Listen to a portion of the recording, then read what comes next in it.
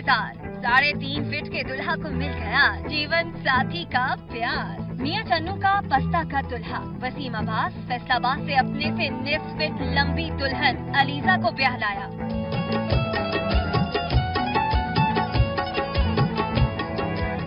काली sherwani, sir पर कुल्ला, पैरों में खुस्सा और गले में माला, नन्हे दुल्हे मियां और सुर्ख कुरूसी जोड़े में दुल्हनिया की खुशी का कोई ठिकाना नहीं था।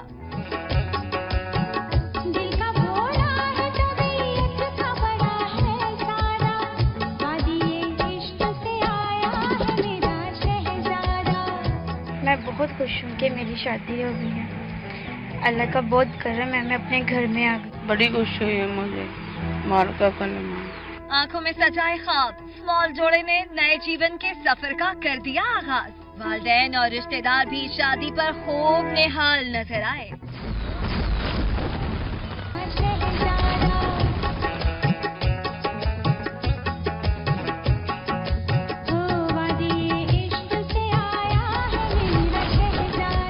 खत्म हो गया तवील इंतजार, 3.5 फीट के दुल्हा को मिल गया जीवन साथी का प्यार। मियां चन्नू का पस्ता का दुल्हा वसीम अब्बास फैसलाबाद से अपने से निस फीट लंबी दुल्हन अलीजा को ब्याह लाया।